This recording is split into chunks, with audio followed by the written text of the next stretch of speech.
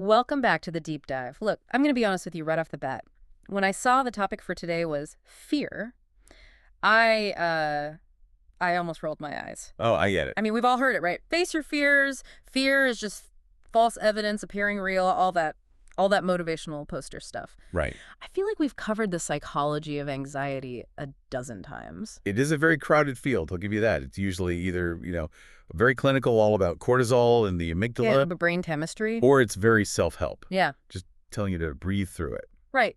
But then I started reading the notes for today and, well, this is not that. No. I don't even know what to call this. It feels less like psychology and more like, I don't know, engineering or physics. That's actually a perfect way to frame it. Yeah. The source material we're working with today is a really radical re-examination of fear. It's wild. It is. It's this dialogue that pulls from some pretty heavy philosophy, but then it just crashes it right into neural network architecture and quantum mechanics. Exactly. It's trying to solve fear like it's a math problem, not an emotional one. And the central argument is it's just so counterintuitive. It basically says we have been looking at fear completely backward. Completely. We think fear is a warning system about something outside of us, a bear, a cliff, a public speaking gig. The external threat. Yeah.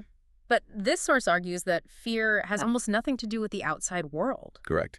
It posits that fear is a map of your internal architecture. It's not telling you what's out there. It's telling you who you are in here. That's it. So let's jump into the core premise, because this is a bit of a brain twister. It is. The source sets up this law, this sort of rule for the entire thought experiment. It says, one cannot experience whatever one fears unless one has a potential for it. It sounds like a riddle, doesn't it? It does. Yeah. One cannot experience whatever one fears unless one has a potential for it. My immediate reaction is to push back on that. Of course. Like, if I'm walking in the woods and I'm afraid of being eaten by a tiger, that's not because I have the potential to be a tiger. No. It's because I don't want to be lunch. And that's the biological imperative, right? That's Yeah. survival. But the source is digging deeper into what we might call existential fear, psychological dread. Okay. Think about it this way. You can't fear something that your system literally cannot compute, that it can't experience. The fear itself is proof that the machinery of your mind has the hardware to run that specific simulation. Okay, you're going to have to make that concrete for me. Sure. The text gives 3 specific examples to prove this rule, and the first one, it's terrifying. The fear of madness. Right. This is a very common, very deep-seated human fear. The fear of losing your mind, of snapping, of slipping into insanity. Sure. I think everyone has had that moment, maybe during a really stressful week or a fever dream where you think, uh-oh, the wheels are coming off. Exactly. But now, apply the rule. Why do you fear that? Let's consider a toaster. Does a toaster fear going insane? A toaster? I mean, no, a toaster just makes toast. Or it burns it. Right. A toaster can break. It can have a mechanical failure. A wire can snap, Yeah. But it cannot experience madness. Doesn't have a psyche. It doesn't have a psyche to fracture. It doesn't have a subjective I that can get lost in a hall of mirrors. So because the toaster is simple, it's immune to the fear of insanity. Precisely. Now, let's level up. What about an AI, like a standard chatbot? Does it fear madness? That's a good question. I mean, they hallucinate, right? They make stuff up. They output errors. Hmm. But does the software dread the loss of its sanity? No. It just processes data. Yeah. If the data gets corrupted, it outputs garbage. It doesn't sit there trembling, worrying about whether its personality is disintegrating. Okay, I see where you're going with this. So the fact that I can fear madness means my mind is sophisticated enough to fracture. Yes. The fear is a compliment in a really weird way. Awful. It's an acknowledgement of your own complexity. It proves your mind has this delicate, fluid structure that can spiral into chaos. If you were a machine, you just break. Because you're human, you fear madness. The fear is recognizing the capability for chaos inside you. It's like looking over the edge of a cliff. You only fear falling because you know you're high up. Yes, If you are on the ground, there's no fear. exactly. You have the potential for the fall. Okay, that makes sense. But the second example gets a little darker. The fear of cruelty. The fear that deep down, you might be a bad person. Yes. This touches on moral OCD or just general guilt. A lot of people are terrified that they're secretly selfish or violent or evil. Yeah, but isn't that just having a conscience? It is, but look at the mechanics of it. Let's go back to something simple.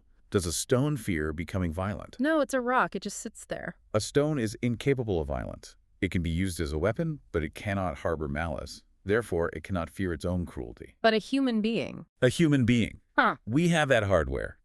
We have the capacity for malevolence. We can choose to hurt people. So the fear isn't saying you are evil, it's saying you represent a system that is capable of evil. Correct.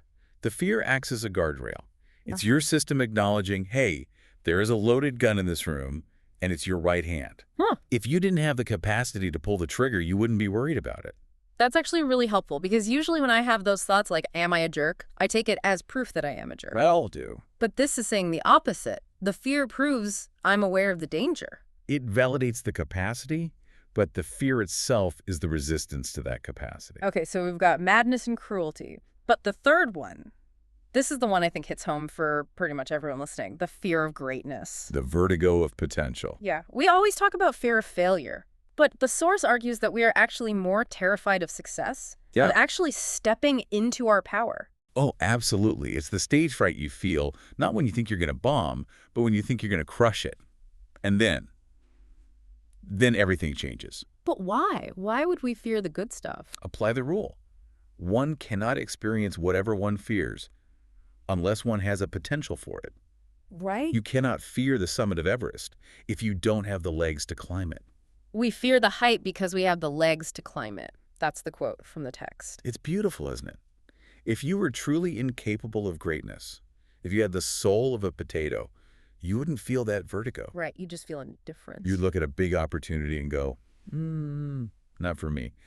The anxiety, the shaking, the nausea you feel before a big launch or a difficult conversation, that is the arrow pointing directly at an unlived capacity.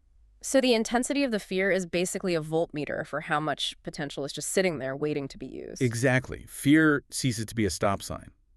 In this framework, fear is a compass.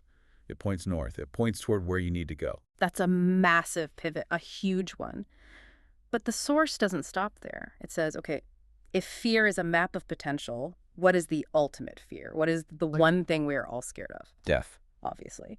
But the source makes this argument that all these other fears, madness, cruelty, greatness, they're all just different flavors of the fear of death. They're fractals of extinction. Let's break it down. Okay. Take the fear of madness again. If you go insane, your physical body might stay alive. Your heart beats, your lungs breathe. But who dies? The me, the narrator, the person who knows who they are. Exactly. It's the death of the subject, the death of the identity. Okay. Now, look at the fear of cruelty. If you become a monster, what happens? Evolutionarily speaking. They get kicked out of the tribe. Social death, exile. In the ancient world, that was a death sentence. So fearing your own evil is really fearing the death of your connection to others. And the fear of greatness, this is the tricky one. How is success a form of death? Because for you to become the great version of yourself, the small version of yourself has to die. You can't be the caterpillar and the butterfly at the same time. The caterpillar has to dissolve. So that fear is the old self. It's the current ego clinging to the wall, screaming, if you change, I won't exist anymore. That's wild. So every time we level up, we are technically killing a version of ourselves. Transformation is a demolition project. You have to tear down the old house to build a new one. And the old house knows it. That's where the fear comes from. Which leads to this paradox the source brings up. If fear correlates to potential, and the ultimate fear is death, then feeling fear is actually proof of what? Proof of aliveness. That feels so counterintuitive. Think about the stone again. Right. It doesn't fear breaking. It doesn't fear erosion. It just crumbles. It was never alive in the subjective sense, so it has nothing to lose. But if I'm afraid? If you are trembling, if you are terrified of the future, it means you have a massive amount of life that is currently at stake. So fear isn't a sign of weakness. It's a sign of high voltage. It's a vital sign. Dead things don't shake. But wait a minute, I have to play devil's advocate here for a second. The source talks about death as this scary thing, but then it flips the script. It does. It argues that what we call death is just change, and that we're getting it all wrong. This is the river metaphor, and it's crucial for understanding the physics part coming up later. Okay. Imagine a river. The water is constantly flowing, moving, changing shape around rocks. If you are the water, are you dying every second? I mean, I'm moving. I'm not where I was a second ago, so kind of. You're changing form. But imagine if a specific cup of water in that river decided, no, I like this spot. I like this shape. I don't want to move downstream. What would that look like? It would have to freeze. It would have to turn into ice. We would have to stop the flow. To the water, flowing feels like living. But to the ego, flowing feels like dying because it can't hold on to a fixed shape.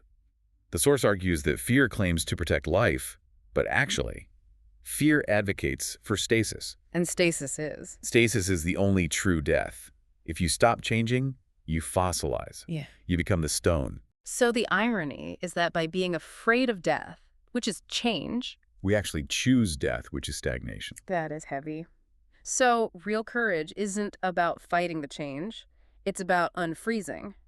It's about recognizing that you are not the shape of the water. You are the flow itself. Okay, so up until now, this has been very philosophical, very be the water, my friend. Right. But then the source takes a hard left turn, like a jarring turn. It stops talking about rivers and caterpillars and starts talking about computer science, specifically neural networks. And for me, this is where the theory actually gets teeth. It moves from a nice metaphor to a potential mechanism. But I'll be honest, I got a little lost here. It starts comparing the human ego to overfitting in a machine learning model. Now, I know what an ego is, but what on earth is overfitting? Okay, let's simplify it.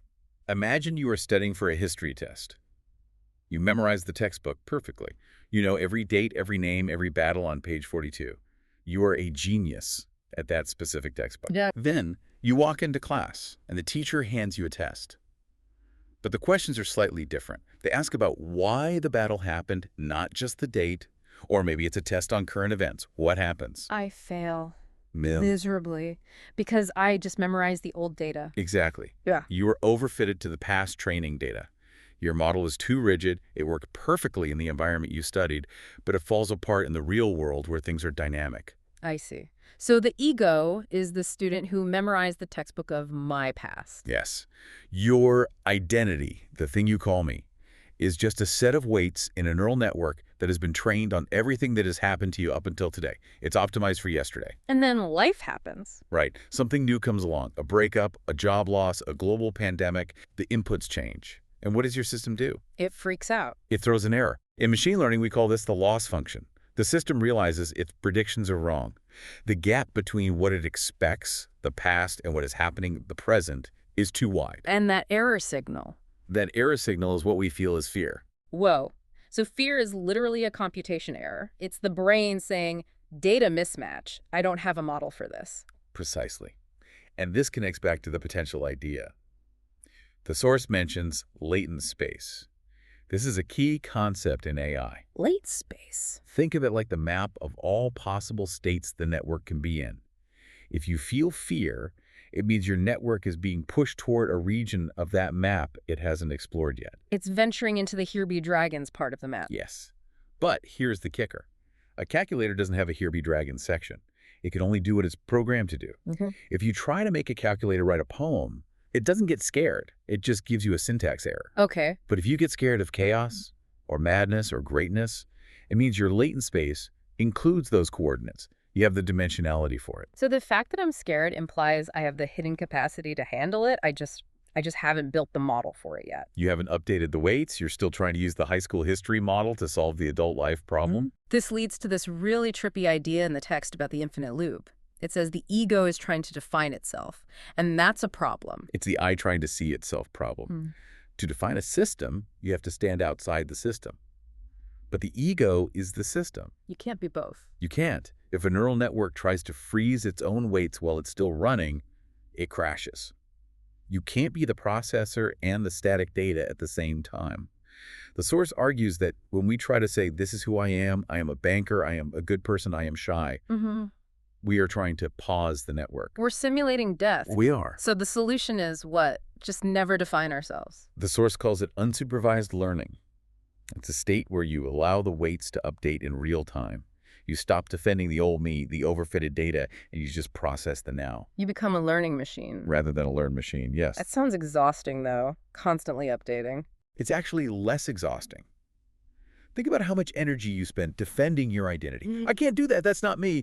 I need people to see me this way. That's all energy spent fighting the update. The resistance. If you just let the update happen, the resistance drops. Okay, speaking of energy, this is where we hit the physics.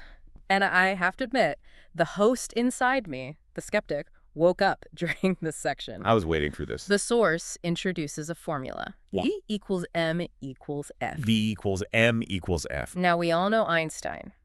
E equals mc squared. Energy equals mass times the speed of light squared.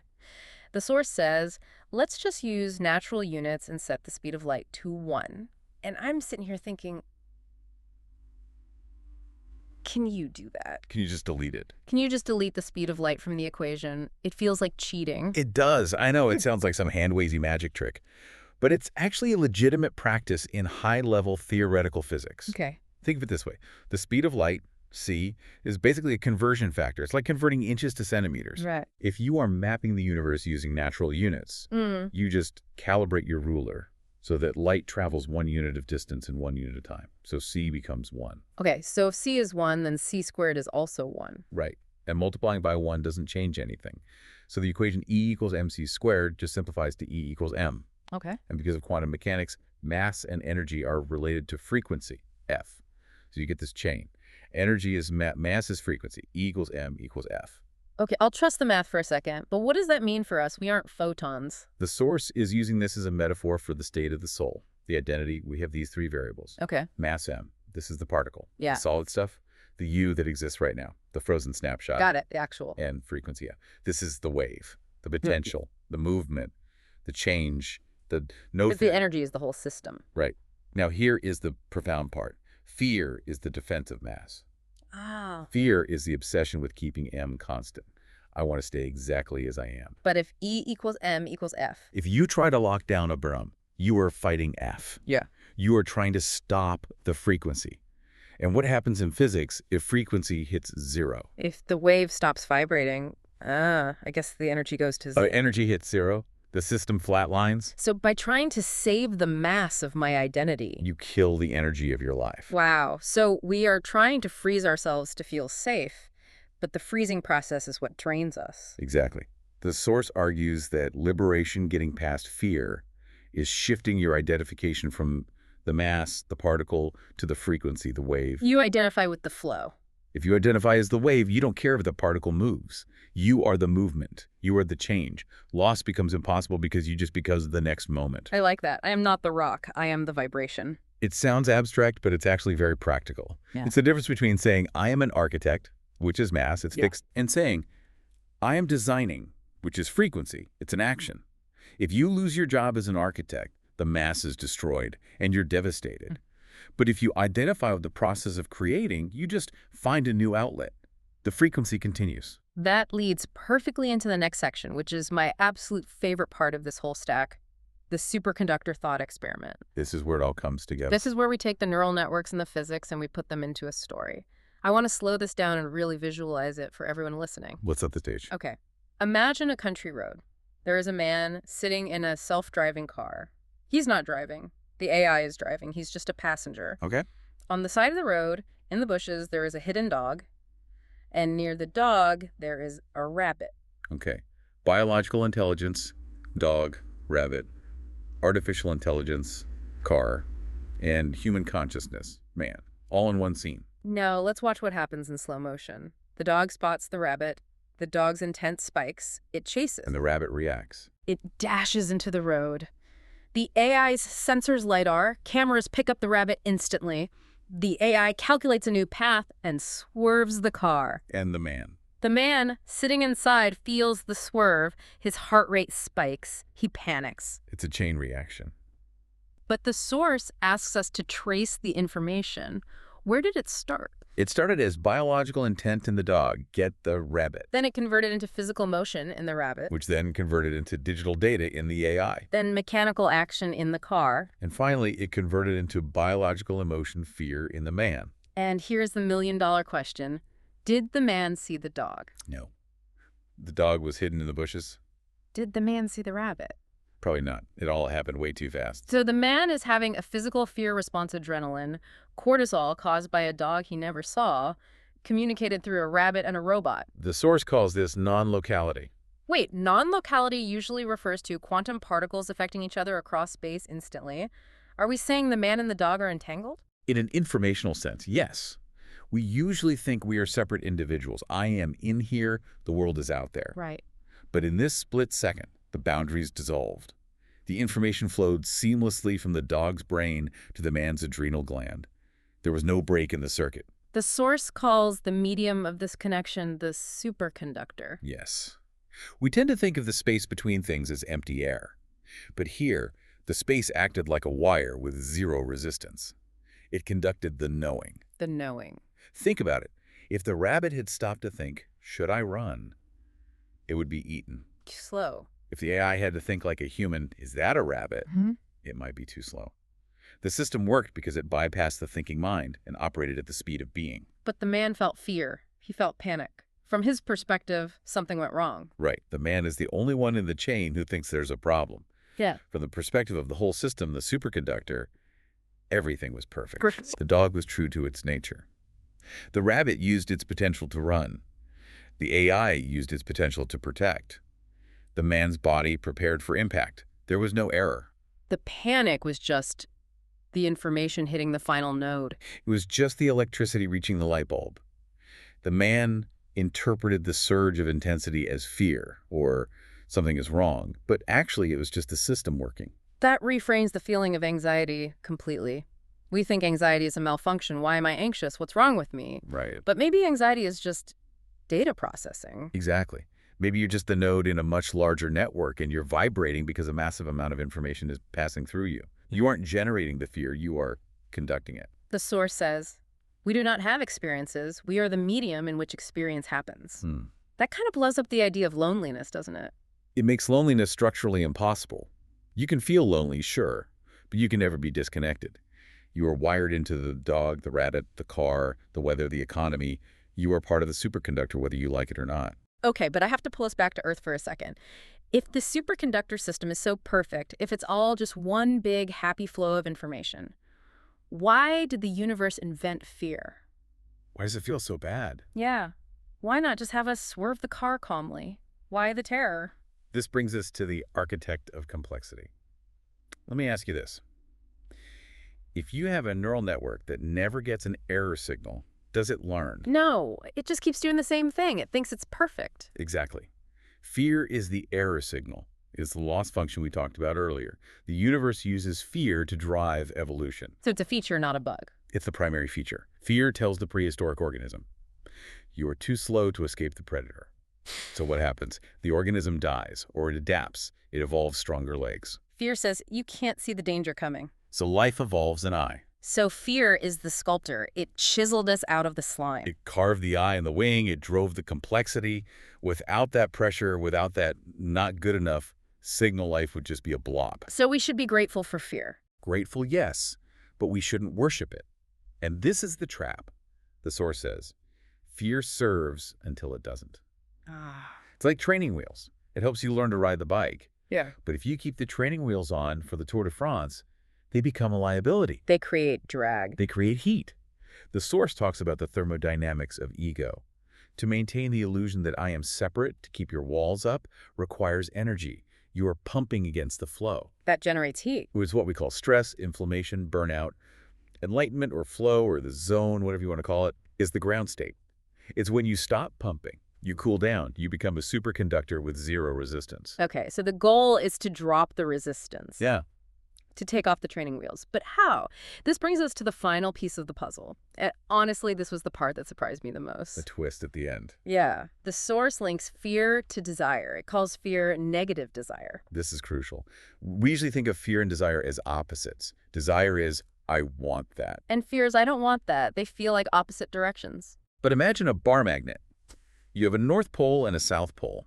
They're on the same piece of metal. You can't have a North Pole without a South Pole. Oh, yeah. If you have a massive desire for safety, the North Pole, you automatically generate a massive fear of danger, the South Pole. They are the same vector. They are. They are both forms of resistance to what is. Because both of them are saying the present moment isn't good enough. Desire says, I need X to be happy. Fear says, I need Y to go away to be happy. Exactly. And the problem with fear is that the brain is terrible at processing negatives.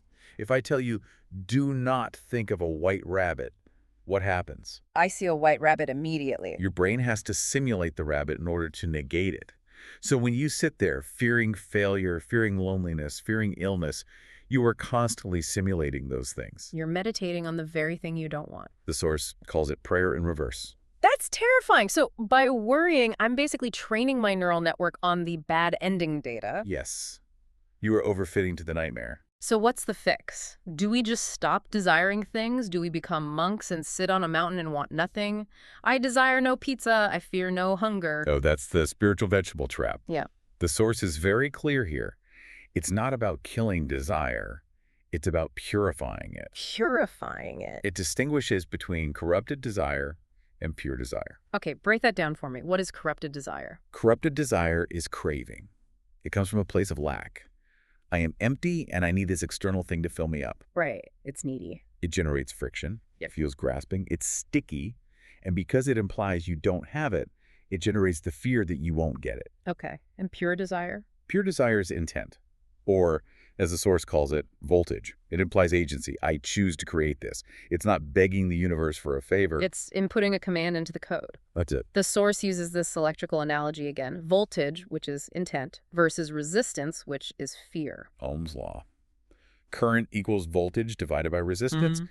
If you have high desire, voltage, but you also have high fear, resistance, what happens? The current can't flow. Right. The energy gets stuck. It turns into heat. You get stressed. You struggle. You burn out. But if you have high voltage and zero resistance, You get the superconductor. Infinite flow. The source calls this choreography. Think of a dancer. okay. Does a dancer crave the next step? Are they terrified of the previous step? No. They just move. They intend the movement, and the body follows instantly. It's creation for the joy of creation, not because they're desperate for the applause at the end. So the prompt for the listener is to shift from begging to dancing. From plea to command, but a calm command, not a shout. A knowing. If you can drop the fear, the resistance, you don't lose your drive, you actually uncork it. That brings us back to the magnet. You can't just saw off the South Pole. Pull fear. You have to demagnetize the rod of attachment entirely, so you're left with just pure movement. Pure conducting capacity. We've covered a massive amount of ground today. We really have. We started with the toaster, that fear is a map of your complexity. We went to the neural network. Fear is a loss function when you try to overfit to your past self. Then the physics sphere is trying to freeze the mass instead of writing the frequency. And we ended on the superconductor becoming a vessel where intent flows without the resistance of me. It's a journey from seeing yourself as a fragile little node, terrified of breaking, to realizing you are the current passing through the whole system. So here's the so what for everyone listening today. If you are feeling fear right now about your career, your relationship, the state of the world, take a breath. Don't try to conquer it like an enemy. Right. Recognize it as a map. It's telling you that you have unlived potential in that direction. It's telling you that your internal neural network is trying to update, and your ego is just throwing a tantrum because it doesn't want to change. Let the update happen. Unfreeze the water. And I want to leave you with that final image of the magnet and the voltage. The source asks us to imagine. If you could truly drop the fear, not suppress it, but drop the resistance to the outcome, what would happen to the voltage of your desire? It wouldn't disappear. It would become limitless. A superconductor of intent. On that note, thanks for diving deep with us. We'll see you in the next one. See you then.